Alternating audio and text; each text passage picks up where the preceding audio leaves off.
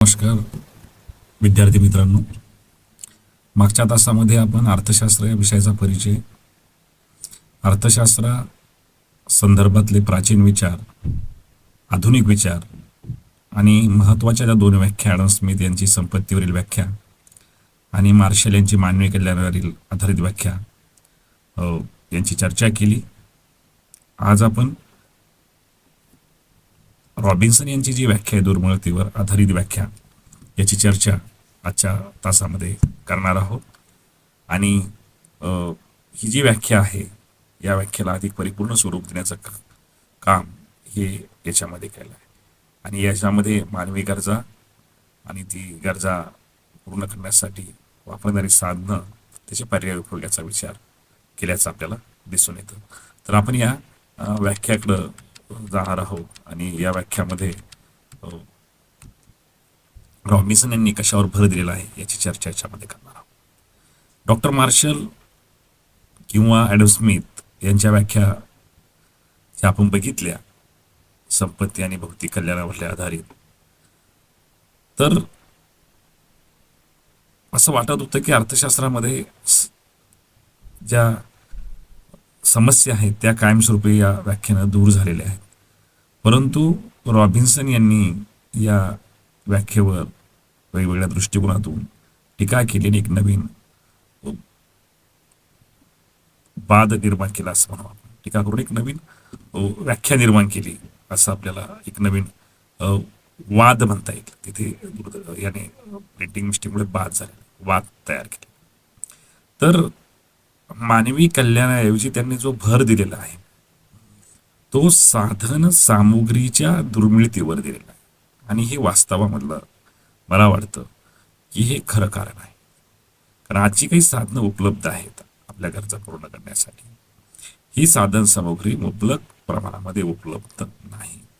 आणि म्हणून अतिशय प्रसिद्ध व्याख्या किंवा अर्थशास्त्रामध्ये ज्या ज्या व्याख्या आल्या त्याच्यामध्ये साधन सामुग्रीच्या दुर्मिळतेचा विचार आलेला नाही.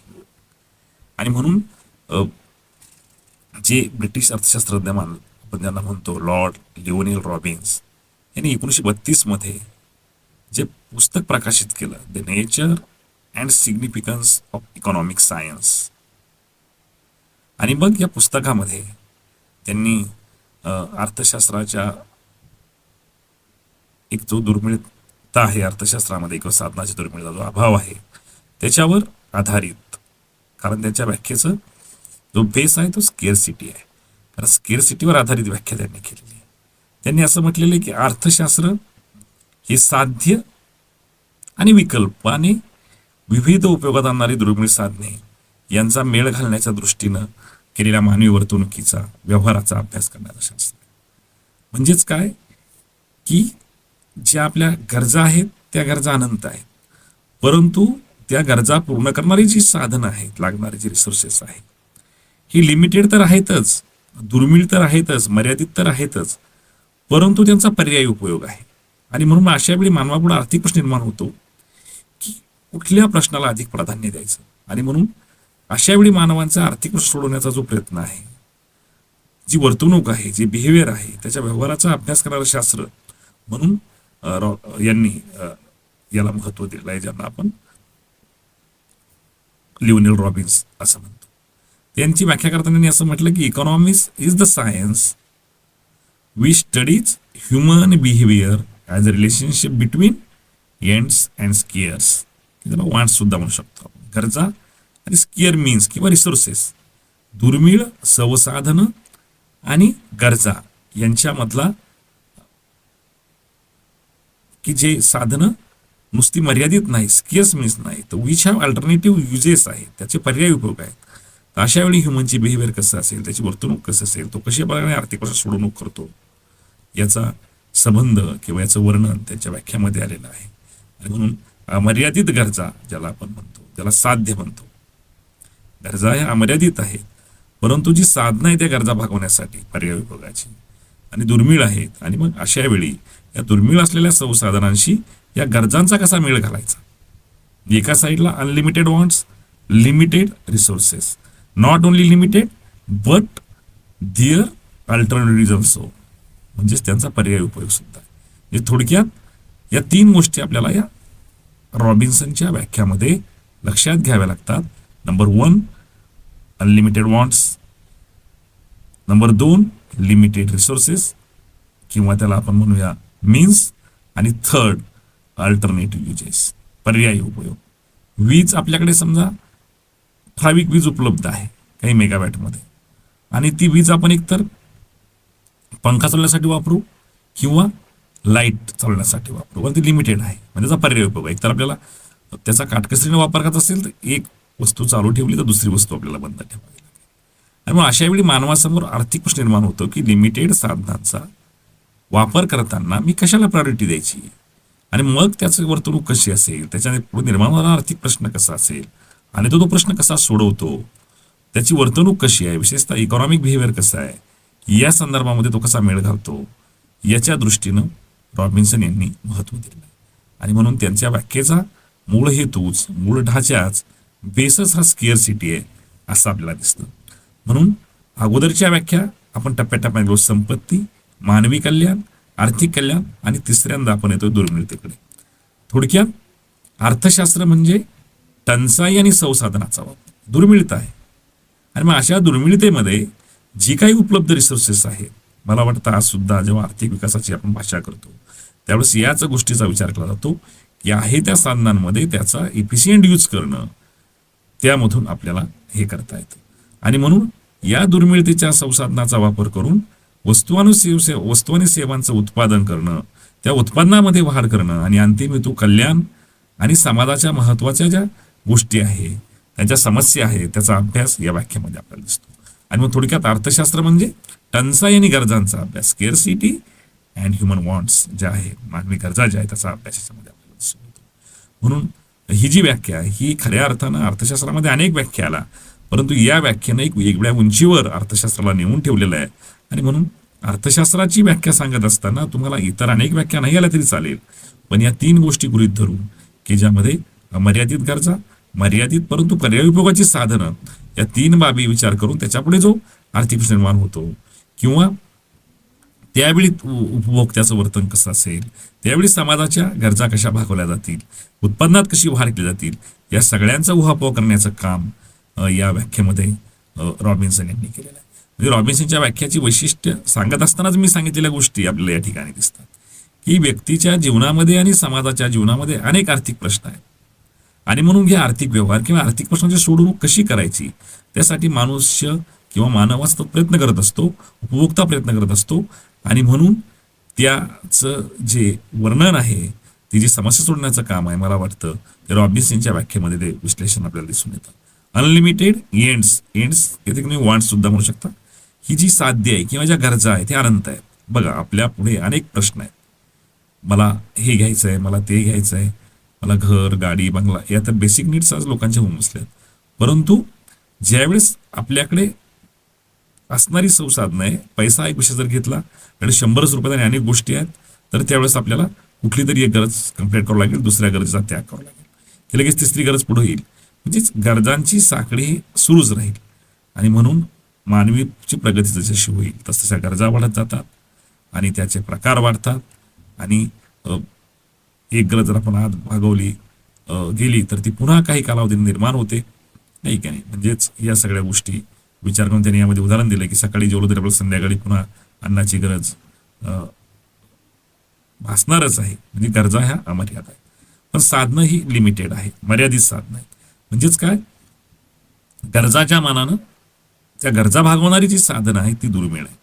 मग यामध्ये वेळ, पैसा, शक्ती आणि इतर साधनं ही गरजाच्या मानानं खूपच आपली आहे. त्यामुळे आपल्या सर्व गरजा भागवू शकत नाहीत. गरजा पूर्ण करणारी साधनं ही अमर्यादित असती तर आर्थिक प्रश्नच निर्माण झाला नसता. आणि खरंच आहे, परंतु गरजा अनंत आणि साधनं मर्यादित अशी स्थिती निर्माण झाली. नुसती साधनं मर्यादित नाही, त्याचे पर्याय उपयोग आहे.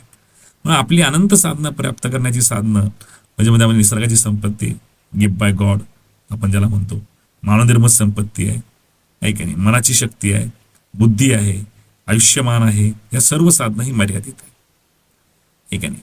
म्हणून त्याचा वापर कसा केला पाहिजे, तर काटेकोर आणि काटकसरीने केला पाहिजे, कारण त्याचा वापर तसा करावाच लागतो असं आपण म्हणूया.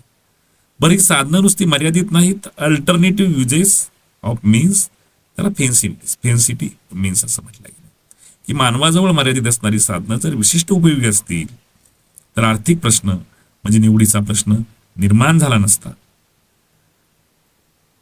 म्हणजेच विशिष्ट उपयोगी मर्यादित असणारी साधनं जर वेगवेगळ्या उपयोगात आली नसती तर मग निवडच करता आली नसती. परंतु अगोदरची साधनं दुर्मिळ आणि ती अनेक उपयोगाची आहे, पर्यायी उपयोग आहे. जवळच्या पैशाचा उपयोग करून अनेक वस्तू विकत घेणं शक्य असतं, पण त्या पैशानं जर एक वस्तू विकत घेतली की दुसरी वस्तू विकत घेता येत नाही. आपल्याकडे समजा वेळ आहे, सकाळी 6 ते 9 हा वेळ उपलब्ध आहे, पण 3 तास आपण चित्रपट पाहण्यासाठी खर्च केला तर आपल्याला फिरायला जाता येणार नाही, अभ्यास करता येणार नाही. पैसा, जमीन, वीज, इंधन इत्यादी साधनात सुद्धा असं आहे किती लिमिटेड आहे, आणि लिमिटेड नाही तर पर्यायी उपयोग आहेत त्याचे, आणि पर्यायी उपयोगाचे असल्यामुळेच त्यामध्ये एक प्रकारचे आर्थिक प्रश्न हे निर्माण होत असतात. आणि म्हणून गरजांची कमी अधिक तीव्रता हा सुद्धा एक भाग आहे चौथा. पहिलं अनलिमिटेड एंड्स म्हणा किंवा वॉन्ट्स म्हणा, म्हणजे अमर्यादित गरजा. दुसरं मर्यादित साधनं की ज्याला आपण लिमिटेड रिसोर्सेस, लिमिटेड हे म्हणू शकतो. आणि त्याचप्रमाणे साधनांचं पर्यायी उपयोग तिसरा भाग, alternative use of means, limited means or resources, alternative use of means. आणि चौथा भाग जो आहे की सगळ्या गरजा सर्व प्रकारच्या तीव्र नाहीत. म्हणजे आपण जर बघितलं तर आपल्याला असं दिसतं की प्रत्येक गरजाची तीव्रता ही कमी जास्त आहे. गरजा अनंत, साधनं दुर्मिळ, पर्यायी उपयोगाची, आर्थिक प्रश्न निर्माण झाला, पण गरजांचं वैशिष्ट्य सारखं नाही. काही गरज महत्वाची आणि काही गरज कमी महत्वाची. आणि मग अशा पुढे आपल्याला काय करावं लागेल, क्रम द्यावा लागेल गरजा. तुमच्याकडे 100 रुपये, तुम्हाला वाढदिवस साजरा करायचा आहे, सिनेमा बघायचा आहे, पुस्तकं विकत घ्यायचं आहे, काय महत्वाचं आहे, म्हणजे काय महत्वाचं म्हणजे तीव्रता आली तिथे. तीव्रतेप्रमाणे तुम्ही गरजेचं काय करा, वर्गीकरण करा. समजा एखाद्या व्यक्तीस भूक लागलेली असेल, चित्रपट बघायचा असेल, एखादी चांगली कादंबरी विकत घ्यायची असेल, तर त्या सगळ्या गरजा त्याच्या सगळ्या सारख्याच महत्वाच्या नसतात. म्हणजे गरजांची तीव्रता ही कमी जास्त असते, कारण त्याला पहिलं जिवावं लागेल ना, अन्नची गरज सर्वप्रथम द्यावी लागेल, नंतर कादंबरी. कारण पोटात असेल तो कादंबरी वाचू शकेल का, नाही. चित्रपट नंतर बघू शकेल, चित्रपट पाहणं एवढं महत्वाचं नाही. म्हणजे प्रत्येक जण गरजांचं महत्व लक्षात घेऊन त्या गरजांची क्रमवारी लावतो. अमर्याद गरजा व मर्यादित पण पर्यायोगाची साधनं यांचा मेळ घालण्याच्या दृष्टीनं करण्यात येणारं मानवी प्रयत्नांचा अभ्यास करणारं शास्त्र म्हणजे अर्थशास्त्र असं त्यांनी म्हटलं. काय की अमर्याद गरजा व मर्यादित परंतु पर्यायी उपयोगाची साधनं यांचा मेळ घालण्याच्या दृष्टीनं करण्यात येणाऱ्या मानवी प्रयत्नांचा अभ्यास करणारं शास्त्र म्हणजे अर्थशास्त्र. म्हणून सगळं विसरून जर तुम्ही व्याख्या लक्षात ठेवली, अमर्यादित गरजा, मर्यादित परंतु पर्यायी उपयोगाची साधने यामधील मेळ घालण्याच्या दृष्टीने करण्यात येणाऱ्या मानवी प्रयत्नांचा अभ्यास करणारं शास्त्र म्हणजे अर्थशास्त्र, हे जर आपण विचारात घेतलं तर आपल्याला अशी व्याख्या एक सुंदरपणे या स्केअरसिटी बेसवर, दुर्मिळतेच्या बेसवर मांडता येईल. बरं, स्पर्धक साध्याची निवड करावी लागेल की कोणकोणत्या गरजांच्या मध्ये स्पर्धा आहे. चॉईस ऑफ कॉम्पिटेटिंग एड्स जे आहेत की एका बाजूला अमर्याद साध्य, दुसऱ्या बाजूला दुर्मिळ आणि पर्यायोगाची असणारी साधनं. मग हा जो प्रश्न निर्माण झाला तर याच्यामध्ये सगळ्याच जी गरजा आहे त्या आपापला हक्क प्रस्थापित करतील आणि सर्व गरजा आपसामध्ये स्पर्धा करतील. गरजा व्यक्तिनिष्ठ असतात, म्हणून क्रमवारी सुद्धा तुमची व्यक्तिनिष्ठ असेल. एखाद्याला सिनेमा पाहणं महत्वाचं वाटेल, एखाद्याला पुस्तक घेणं महत्वाचं वाटेल, एखाद्याला अजून काही महत्वाचं वाटेल. आणि म्हणून एक मानवी वर्तणुकीचा अभ्यास याच्यामध्ये आलेला आहे, या व्याख्येमध्ये स्टडी ऑफ ह्युमन बिहेवियर आलेला आहे की अमर्यादित गरजांचं महत्व मापनानुसार क्रमवारी लावून प्रत्येक मनुष्य मग आपलं मर्यादित उत्पन्न वस्तूवर कशा पद्धतीनं खर्च करतो आणि मग त्या वस्तूवर खर्च केल्यानंतर ही लिमिटेड इन्कम त्याला कसं मॅक्झिमम सॅटिस्फिकेशन मिळतं, अशा वेळी जी वर्तणूक होते त्याचा अभ्यास हा अर्थशास्त्रामध्ये केला जातो. म्हणजेच थोडक्यामध्ये या सगळ्या बाबींचा अभ्यास याच्यामध्ये आलेला आहे. आणि हे जे रॉबिन्सनचं म्हणणं आहे हे बऱ्या अंशी आपल्याला आज सुद्धा आजच्या काळात सुद्धा लागू पडत असल्याचं दिसतं आणि मग अर्थशास्त्राची ती व्याख्या त्याच्यामध्ये तयार होते. रॉबिन्सनची व्याख्या शास्त्रशुद्ध आणि विज्ञानवादी आहे. पहिला गुण त्याचा जर आपण बघितला तर, आणि ती व्यक्ती, स्थळ, काळ आणि निरपेक्ष आहे. जसं मार्शलच्या व्याख्येमध्ये आपल्याला ते कल्याणाच्या त्यांनी सांगितलं स्थानानुसार देशानुसार बदलत, तसं याच्यामध्ये नाही. त्यांनी मोजक्या शब्दामध्ये व्याख्या सांगितलेली आहे आणि या व्याख्येमध्ये भौतिक तसेच अभौतिक असा कुठलाही विचार करण्यात आलेला आहे असा मला म्हणजेच दोन्हीचा विचार जरी केलेला असला परंतु जास्त डिफरन्स त्याच्यामध्ये त्यांनी दाखवलेला नाही. रॉबिन्सनच्या व्याख्येमध्ये मानवी कल्याणाचा विचार अजिबात करण्यात आलेला नाही. ही व्याख्या पूर्णपणे याच्यावरती अवलंबून आहे. अर्थशास्त्र नीतिमूल्य यांचा संबंध त्यांनी जोडलेला नाही. चांगलं काय, वाईट काय, आरोग्य अयोग्य अयोग्य नैतिक त्याचा विचार अर्थशास्त्रामध्ये होता कामा नाही. अर्थशास्त्र वस्तुनिष्ठ असलं पाहिजे अशा प्रकारची भूमिका ही रॉबिन्सननं मांडलेली. व्याख्या विश्लेषणात्मक आहे. मानवी व्यवहाराला अनेक बाजूने अंगाला प्रभावित केलेला आहे. रॉबिन्सनच्या मध्ये गरजा असंख्य आहेत, साधनं दुर्मिळ आहेत आणि या साधनांचा परियोग आहे. त्यामुळे मानवी गरजांचं तुलनात्मक मूल्यमापन करून साधन संपत्तीची निवड विभागणी करावी लागते आणि अशा प्रकारे अर्थशास्त्रामध्ये अभ्यास केला जातो. हे सगळं बघत असताना हे व्याख्येवर सुद्धा काही लोकांनी टीका केलेल्या आहेत. कारण ही जी व्याख्या आली तेव्हा संपूर्ण जगाचं लक्ष आकर्षित झालं होतं या व्याख्येकडे आणि सुरुवातीला सहजपणे या व्याख्याचा उदोदो करण्यात आला, परंतु लवकरची व्याख्या सुद्धा टीकेचा विषय ठरली आणि त्यांनी सांगितलं की व्याख्या तांत्रिक आहे, क्लिष्ट आहे, बोजड आहे आणि म्हणून या व्याख्येवरून अर्थशास्त्राचं स्वरूप सहजपणे समजत नाही मनुष्याला आणि म्हणून विषयाची ओळख करून देण्यासाठी जी व्याख्या दिली जाते पण रॉबिन्सनच्या व्याख्येतील साध्य व साधने, साधन म्हणजे काय हे समजल्याशिवाय व्याख्या कळत नाही आणि हा या व्याख्येतला मोठा दोष. कारण रिसोर्सेस लिमिटेड सांगितलंय आणि अनलिमिटेड वॉन्ट्स सांगितलंय, गरजा अमर्यादित सांगितल्या, तांत्रिक गोष्टी आल्या त्यामुळे ही समजत नाही. यामध्ये हा दोष आहे अशा प्रकारची टीका याच्यामध्ये केली. तांत्रिक व्याख्या क्लिष्ट आणि बोजड अशा प्रकारची टीका. शुद्ध विज्ञानवादी अर्थशास्त्र किंवा विज्ञानवादी शास्त्र हे जे आहे असं रॉबिन्सनच्या व्याख्येवरून ठरतं. परंतु अर्थशास्त्र हे फलदायी आणि ज्ञानदायी शास्त्र असावे असं प्राध्यापक पिगू यांचं मत आहे. या व्याख्येवर अशी टीका आहे की सामाजिक बाजूकडे पूर्णपणे दुर्लक्ष केलेलं आहे. म्हणजे रॉबिन्सननं मानवी कल्याण अमान्य केले आहे, म्हणजे सामाजिक बाजू ही विचारात घेतलेली नाही. तसेच एका व्यक्तीच्या निवडीला सुद्धा महत्व दिलेले नाही. त्यामुळे सामाजिक स्वरूप स्पष्ट होत नाही अशी टीका त्यांच्या व्याख्येवर करण्यात येते. तसेच टीकाकार असं म्हणतात की अर्थशास्त्राला सामाजिक शास्त्राऐवजी मानवी शास्त्र करून टाकलेलं आहे. कारण अर्थशास्त्रामध्ये निवडीशी संबंधित सर्व प्रश्नांचा अभ्यास केला जातो, त्यामुळे समाजात राहणाऱ्या लोकांच्या प्रश्नांचा अभ्यास अर्थशास्त्राने केला पाहिजे असं याच्याकडे म्हटलेलं आहे. दुर्मिळतेला प्राधान्य दिलेलं आहे. रॉबिन्सनच्या व्याख्येने केवळ दुर्मिळ किंवा तुटवडा असणाऱ्या संपत्तीचा विचार केला आहे, इतर संपत्तीचा विचार केला नाही. कारण काही संपत्ती, काही गोष्टी ज्या आहेत त्या मुबलक प्रमाणात उपलब्ध आहे. For example gifted by gods, आपण जे रोज आपलं ऑक्सिजन घेतो हवा, हे मोठ्या प्रमाणामध्ये आपल्याकडे उपलब्ध आहे. त्यामुळे त्याचं महत्व ते जर दुर्मिळ असते तर त्यासाठी काय बघा आपण जगूच शकलो नसतो. या संपत्तीचा विचार त्यामध्ये केला नाही. दुर्मिळता व परिव्यापकाच्यावर विचार करून चालणार नाही, तर मानवी कल्याण कसं साधेल याचा सुद्धा विचार करणं आवश्यक आहे. पण रॉबिन्सन यांच्या मध्ये रॉबिन्सनची व्याख्या ही म्हणजेच थोडक्यामध्ये आपण जर बघितलं तर ही व्याख्या आपल्याला संकुचित आणि व्यापक प्रमाणामध्ये आढळून येते. नैतिक मूल्याची उपेक्षा रॉबिन्सन लक्षात घेतलेला नाही. तर ह्या बाबतीमध्ये आपल्याला हा सुद्धा भाग याच्यामध्ये लक्षात घ्यावा लागेल. तर याप्रमाणे रॉबर्टसनची व्याख्या आपण यामध्ये बघू शकतो.